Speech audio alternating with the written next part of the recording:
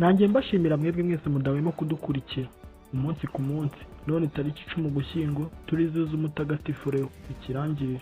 Muri kumwe na cepj-eaq naho mu kanya.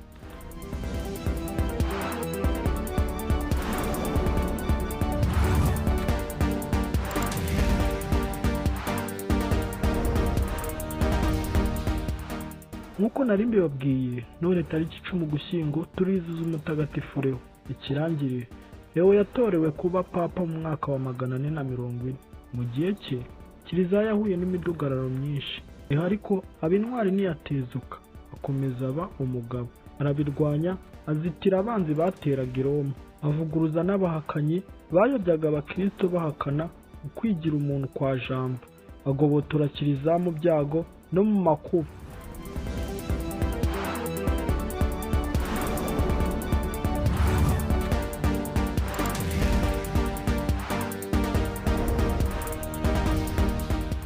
Lewo yigishije neza kandi yandika neza, ahamya ukwigira umuntu kwa jambo. Ati umukristu nyawe ahamya icyubahiro afite ko ari ingingo y'umutwe n'iy'umubiri wa Kristo.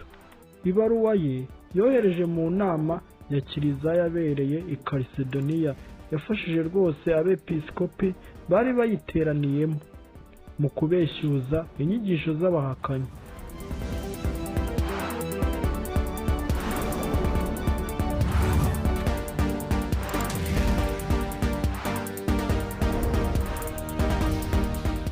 Amahoro Leo yahoranaga ku mutima we yayakeshaga ahanini urukundo n'ukwemera yari afite. Yigisha ivanjiri cyane kandi ayikundisha abakristu, nuko abafasha guhora bazirikana urukundo Imana yagiriye abantu.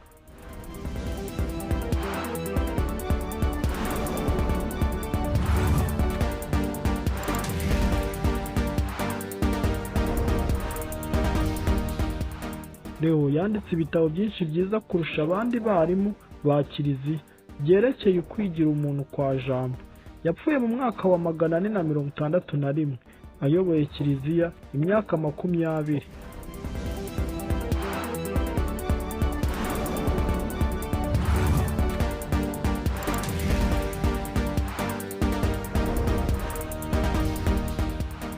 Umutagatifu Leo ikirangirire. Dusabire. Mwari kumwe na cepj-eaq. Amahoro y'Imana akomeza abane namwe naho ubutaha.